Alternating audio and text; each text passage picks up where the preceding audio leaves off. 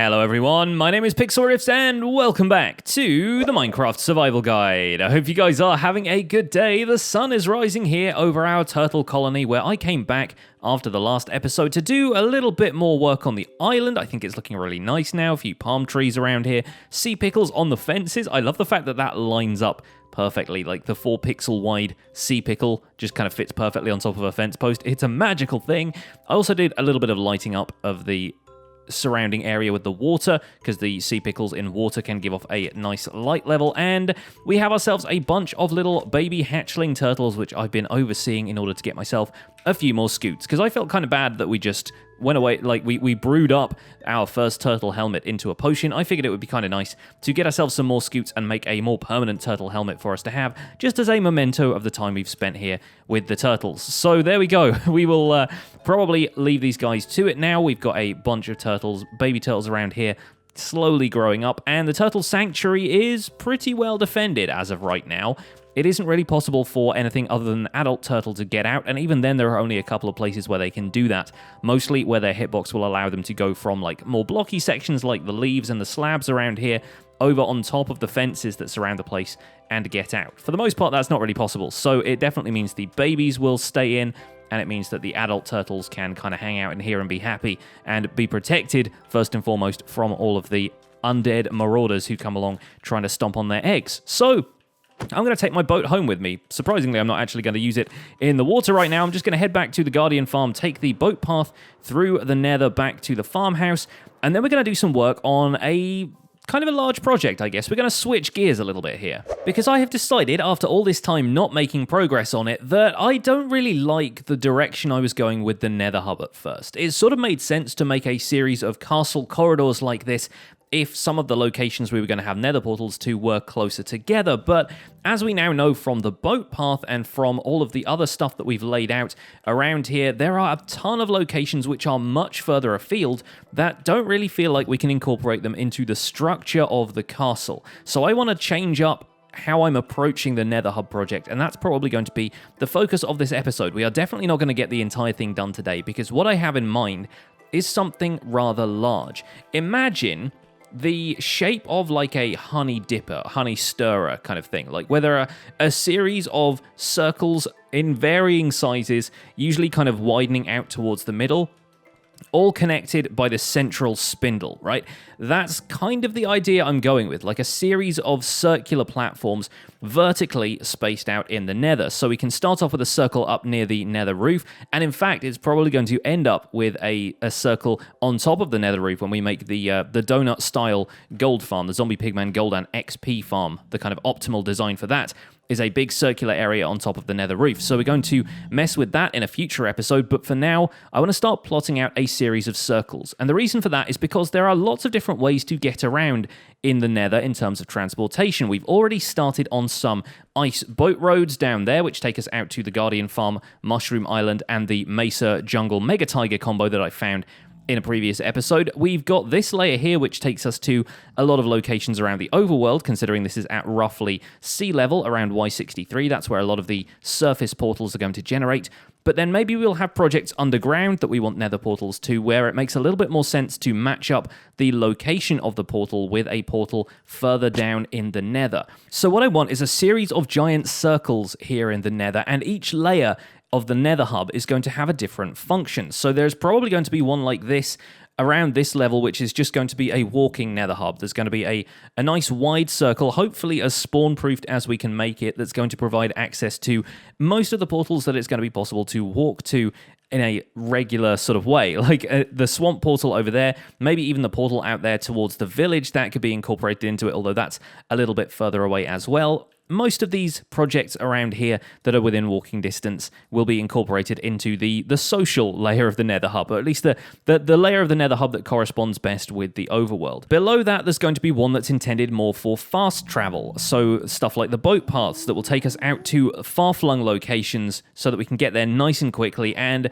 down there we will probably keep some sort of storage system or maybe even a dispenser system for the boats that we're using to travel around on the ice roads. One of these levels is also going to have to be dedicated dedicated to the farms that we have built here in the Nether. Quite aside from the gold farm that we're going to build on the Nether roof, we already have one that's up closer to the ceiling, but then we have this one over here, which is our blaze farm. We're also going to eventually make a wither skeleton farm using the fortress that's further off in that direction. There are a few different things that we can farm here in the Nether that it's going to make sense to have access to via one of these Nether hubs, these sort of central wheels of the Nether hub.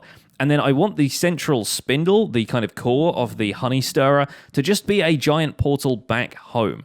Then again, I kind of want the location of home to change as well. Because when I first approached this world, I was thinking about what was convenient for me as a player, and it made sense to build a nether portal there because it was a nice easy location to get to and from our spawn house here, the first farmhouse that we built. And to be honest, in terms of the fiction of the world that I'm now looking at, the idea that there are multiple kingdoms in this world and that the Founder's Forge area is all centered around this ravine, it doesn't really make sense that the average farmer is going to have access to the Nether. What I actually want is for the castle in Founder's Forge to kind of be a base of operations. And now I haven't built the castle yet, that's coming up in a future episode I'm sure, but I want a nether portal to be over there because the people in the castle are going to be the ones who have access to the nether. They're going to be the ones who are smelting stuff with lava and blaze rods, and it kind of gives them a sense of power over the surrounding environment if they are the only ones who can really use the nether. They could also use it for fast transport for diplomatic missions to other kingdoms, that kind of thing. There is a lore I am working on here, the kind of story of this area that will kind of make sense that the castle is the place that has the nether portal. And also it's going to be nice to pop out of the nether straight into a big old castle once we get that built. But I'm thinking what I want to do is take the coordinates of a nether portal over there and maybe start the hub focused around that. Just because this is the first nether portal that we put in the nether in the first place does not necessarily mean it has to be our central nether portal. We can change that idea up. What I have done is collected a whole lot of obsidian, and you might think, Pix, that doesn't look like a whole lot of obsidian. You are correct. This is a whole lot of obsidian. The contents of this chest were mined out on a live stream from one of the obsidian towers in the end, the ones that the Ender Dragon actually flies around when you fight it. And this took a long time, but I was using a Haste 2 beacon, I was mining it out slowly but surely, and I had some people to talk to in my Twitch chat, so I really didn't need to worry too much about the time it was taking, right? So we have ourselves stacks upon stacks of obsidian that we can use to create nether portals, maybe even do some decoration. I kind of want to work on an overworld gold farm that largely uses nether portals to spawn pigmen at some point as well, so we'll probably save some of it for that. But for now, we are pretty set up for nether portal materials. So I'm actually going to take the first, let's take 32. Let's actually build a larger than average nether portal for this castle, because believe it or not, nether portals can get pretty big. I've built large ones in other series if you want to go back and check those out, but the maximum size of a nether portal, it still has to be a rectangular shape, but it can be 23 by 23, which is pretty darn large if you ask me. It is larger than you would expect to build pretty much anything. Like, even this windmill here isn't 20 blocks tall. So, yeah, you can expect that to be a pretty large portal. But for now, I think we'll probably build a fairly impressive portal somewhere over here. And I think, yeah, it's going to be quite far back in the castle because it's not going to be like the first thing people see when they come in. That we don't really want to advertise the fact that these guys have the nether portal. So I'm probably going to take down this tree and build the nether portal somewhere around here. Now, 32 blocks will get us a 10 by 6 portal or an 11 by 5, or maybe go 1, 2, 3, 4, 5, 6, 7, 8, 9, and then we have 23 blocks left to work with. There we go, 9 by 7, and this tree is still despawning in the middle of it. That's fairly large as nether portals go, and we could probably do a little bit to actually dress this up, maybe with some more obsidian. We can make it into like a dread portal kind of thing, build a little bit more stuff around it, make it a bit more imposing if we want to. But the idea still is that the castle is going to have this as a secret from the rest of the town. So yeah, maybe we will hide it away in a back room somewhere, or maybe even move it down to a basement level that you have to go down some dungeon stairs to reach it. Either way, the coordinates of this one are roughly 7 or 8 and 460-ish. So that's going to be fairly easy to calculate where it is in the nether. I mean, the 8 is just going to translate to a 1, and the 460 I will probably have to not do in my head right now. 57.5. Okay, it's going to be at 157.5. I still need to light the portal in the overworld for it to activate those, so let's go grab a flint and steel. And even better, what we actually get from those coordinates is a hub that starts kind of in the middle of this nether fortress, which is kind of nice to have an analogous location to the castle that we're going to be building in the overworld, because basically this is like a nether castle, essentially. So I'm going to spend a significant amount of time in live streams, probably in the next few weeks or so, tearing down sections of the nether and basically turning them into something a little bit more approximating what I want from a nether hub. And it's going to mean basically spawn-proofing all of this area, because I don't want wither skeletons to turn up in my nether hub, but that's effectively what we're going to get if it intersects the bounding box of this nether fortress. Occasionally wither skeletons will spawn here, so we'll have to make a lot of the floor out of slabs and stuff like that, which is going to mean a lot of stonework, probably a few colorful touches here and there, but a lot of spawn-proofing with carpets. I'm going to get started on this now. This is just sort of where my brain is at the moment, so I really want to make some changes to the nether. It's been a while since we've done any work here, and I'm going to spend a bit of time off camera giving this a go. Hey folks, welcome back, and welcome to the foundations of what is going to be the brand new Nether Hub, or at least the first circle of it. There are going to be so many circles to this thing, and I am frankly kind of terrified of circles now, because this thing was an ordeal to make.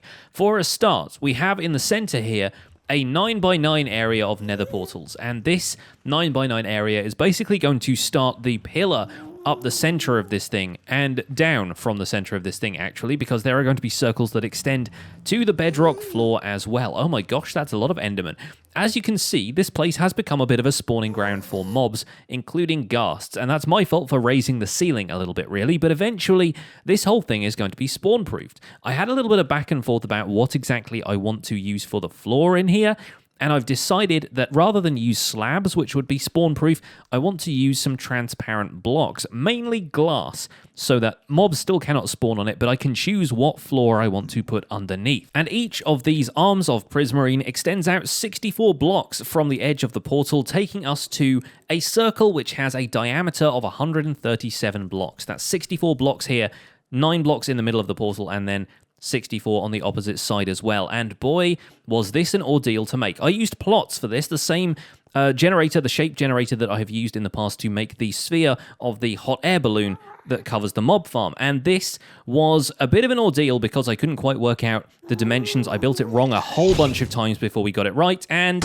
yes, we got attacked by ghasts basically the entire time. The Prismarine actually was kind of a spur-of-the-moment decision for what to build this whole circle out of, but the logic behind it is relatively solid. First of all, it's not a permanent thing, it's just showing you guys the radius and the perimeter, I guess, of this whole area. Secondly, it's not a material I've already used in the nether, so it's obvious that I don't need to take down the Prismarine, whereas I do need to take down any of the existing nether hub that is already here within this circle. And also, it stands out against the background of the nether. There are no blocks in the nether that look like this, whereas, of course, if I'd built this out of netherrack or even like stone brick at this point, I would be utterly confused about what was part of the circle and what was part of what I'd already built or the furniture of the nether itself. But thank goodness we've got a guardian farm, because otherwise this amount of Prismarine would have been a little bit difficult to come by.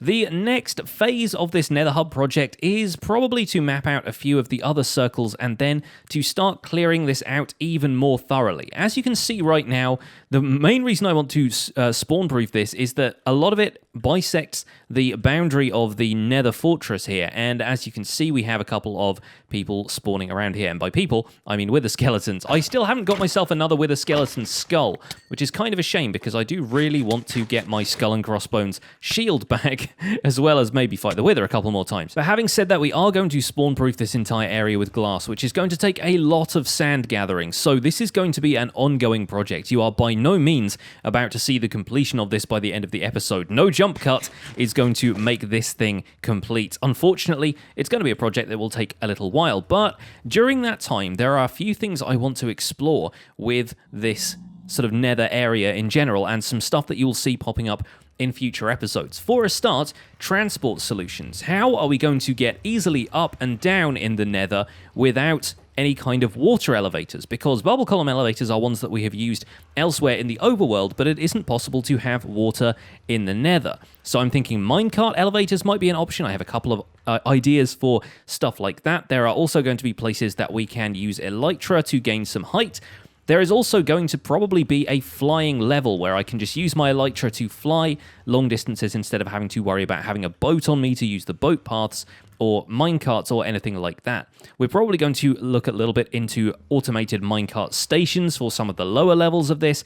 There are a whole bunch of projects that are suggesting themselves to me right now. But the first thing I really need to do is take down the remains of the nether portal in here. It was a great start to this project, but I really feel like my ideas have outgrown this design, and the whole castle idea of it wasn't going to be a particularly strong one, considering that we're just going to be building a castle in the overworld, and all of this, while nice and decorative, was getting very stone bricky. So having had such an ordeal making this whole circle in the first place, I feel like I want to unwind a little bit, and we are going to be taking out the rest of the castle from inside the circle with a nice, easy time lapse.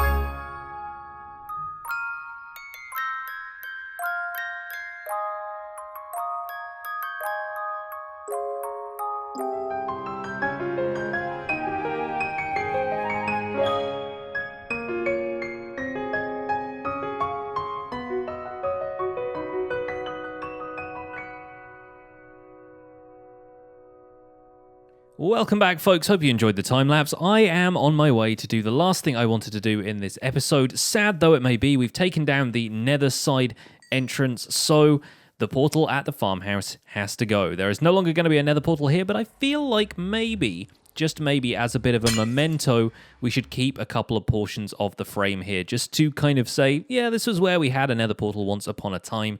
Maybe even this might have been where the nether, in the story of this world, was first discovered, but maybe the authorities at Founders Forge eventually took care of that. The nether portal here is gone, and maybe we can have this overgrown or something like that, but the frame and the memories remain, and we will have a lot of fun building a castle around that nether portal that we've established today.